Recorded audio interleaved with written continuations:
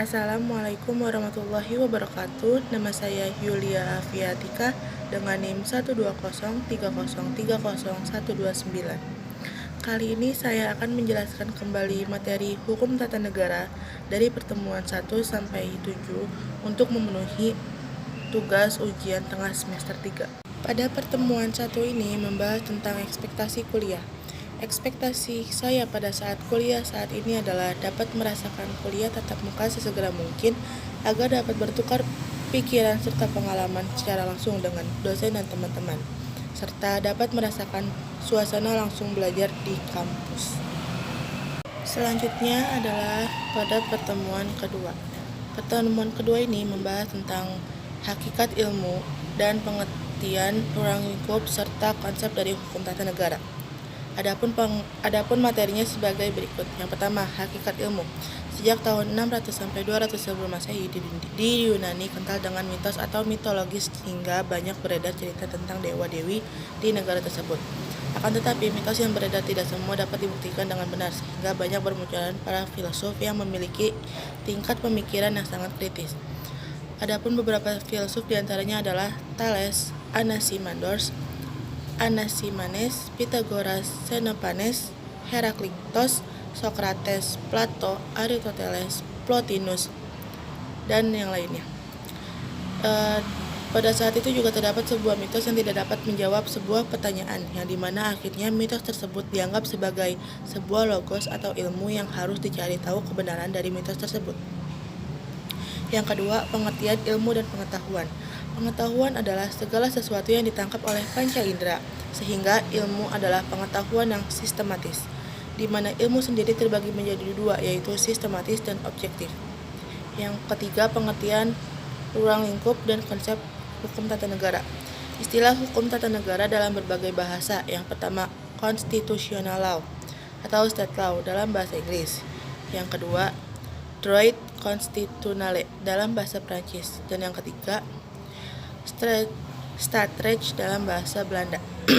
Pengertian hukum tata negara adalah sekumpulan peraturan hukum yang menganut organisasi negara, hubungan antar alat kelengkapan negara dalam garis horizontal dan vertikal, serta kedudukan warga negara dalam hak-hak asasinya.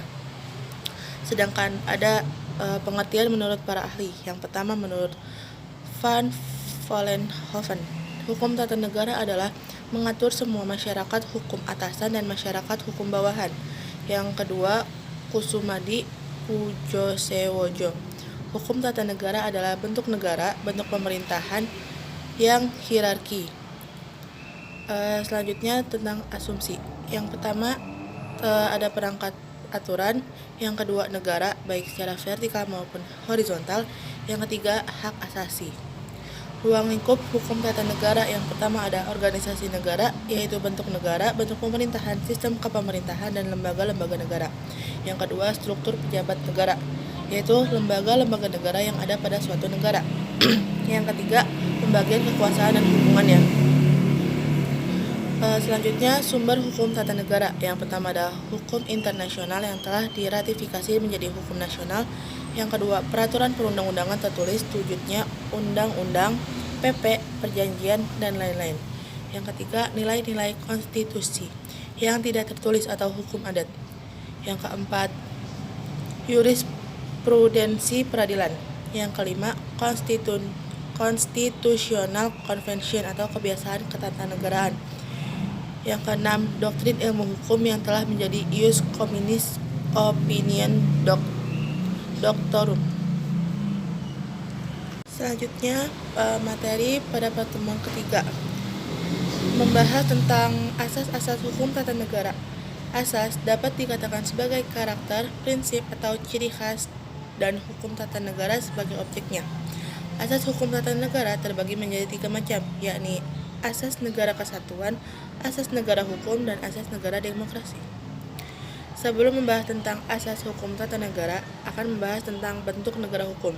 Bentuk negara hukum terbagi menjadi secara formal dan material.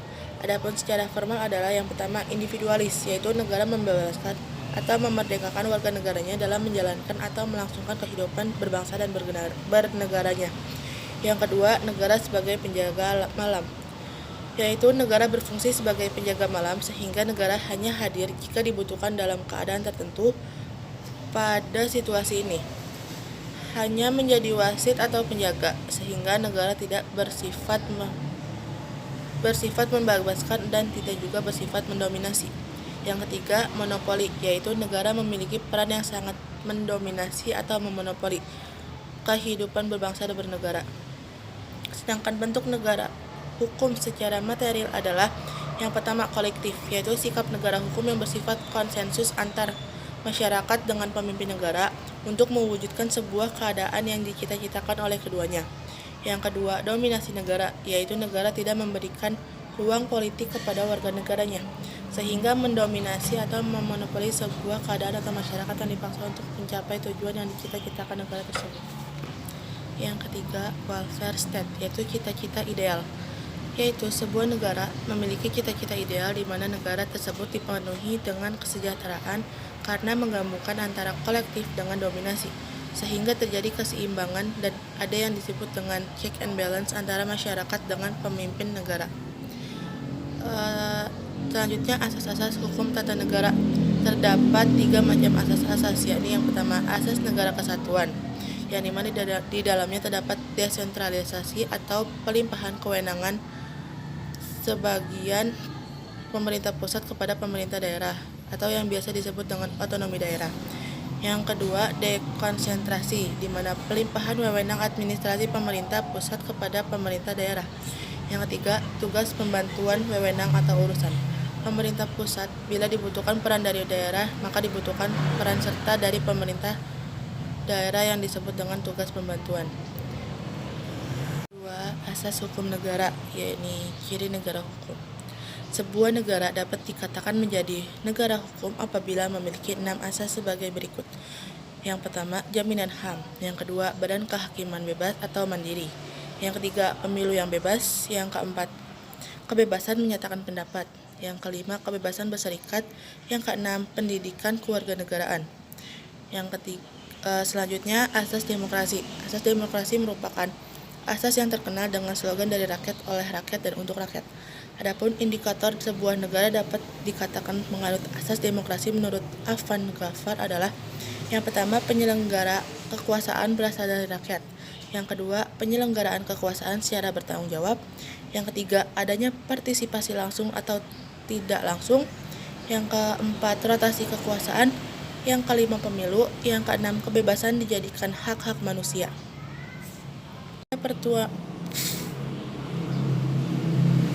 Pada pertemuan kelima ini, materi yang dibahas adalah bentuk dan sistem pemerintahan. Yang pertama, bentuk pemerintahan. Bentuk pemerintahan secara umum terbagi menjadi 4 macam, yaitu yang pertama, autokrasi. Autokrasi adalah sistem pemerintahan yang memusatkan kekuasaannya kepada satu orang, di mana segala tindakan dan keputusannya sesuai dengan keinginannya, serta tidak tunduk dengan hukum. Yang kedua, oligarki. Kata oligarki berasal dari bahasa Yunani, yakni oligoi yang artinya beberapa dan segelintir, dan arch yang artinya pemerintah. Jadi oligarki adalah suatu bentuk pemerintahan yang dimana hanya beberapa orang atau segelintir kelompok elit yang memerintah demi kepentingannya. Yang ketiga, monarki. Monarki adalah sistem pemerintahan yang dipimpin oleh seorang raja atau ratu yang berganti secara turun-temurun. Contohnya adalah Inggris. Yang keempat, republik. Republik adalah sistem pemerintahan yang dimana rakyat memegang kedaulatan penuh atas negara, sehingga rakyat golongan manapun dapat memerintah. Adapun dampak pemerosotan dari sebuah bentuk pemerintahan menurut Aristoteles, yang pertama, monarki.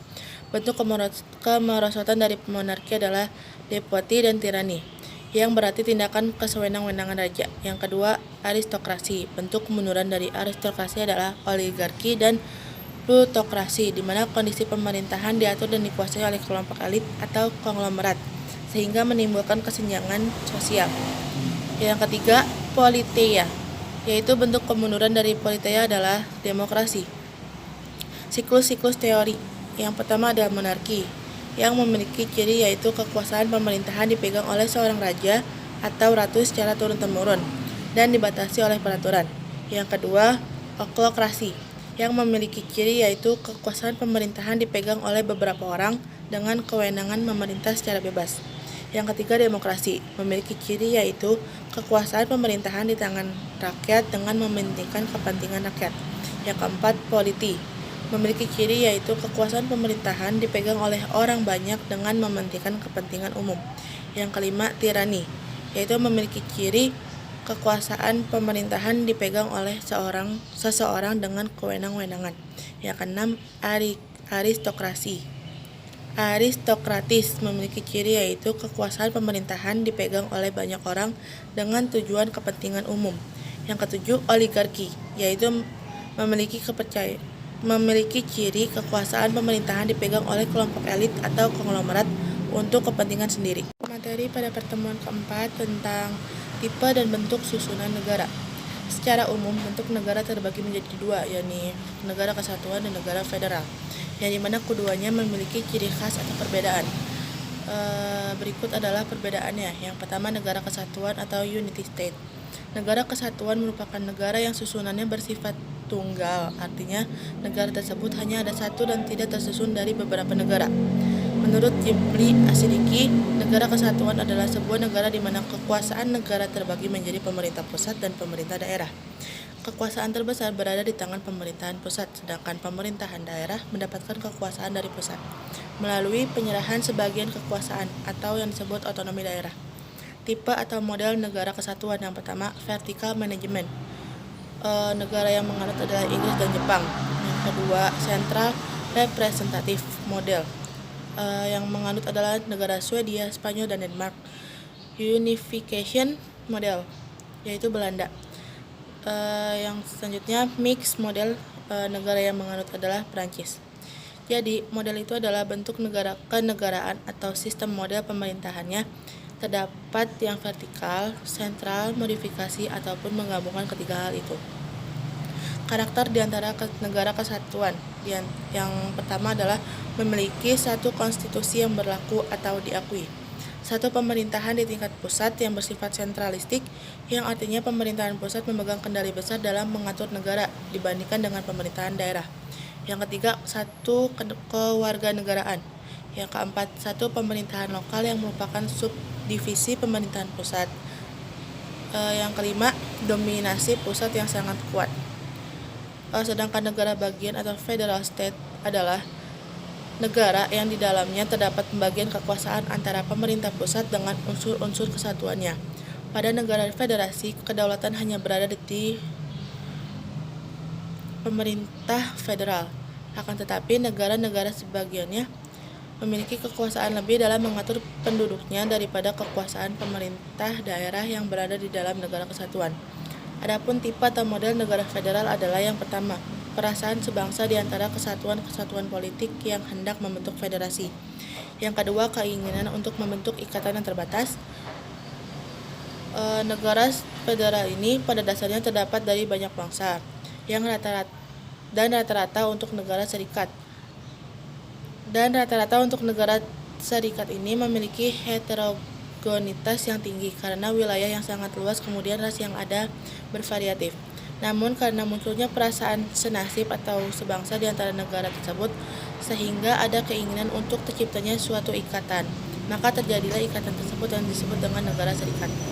Adapun karakter di negara bagian tersebut adalah yang pertama, satu wilayah negara terbagi atas negara-negara bagian, maka ada serikat negara dan negara serikat. Yang kedua, kedaulatan ganda, karena di sini tidak ada sentralistik atau dominasi pusat yang lebih besar dibanding negara-negara bagian.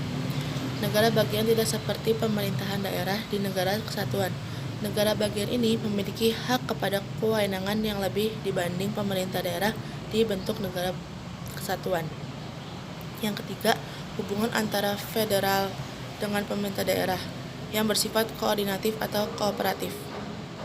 Ini adalah materi pada pertemuan ke-6 yang membahas tentang negara, autokrasi, dan demokrasi modern. Yang pertama, autokrasi. Autokrasi adalah sebuah sistem pemerintahan yang dipegang oleh satu orang, di mana kekuasaan tersebut meliputi semua kekuatan politik, ekonomi, sosial, dan militer. Orang tersebut berkuasa secara absolut, tidak tunduk kepada batasan hukum.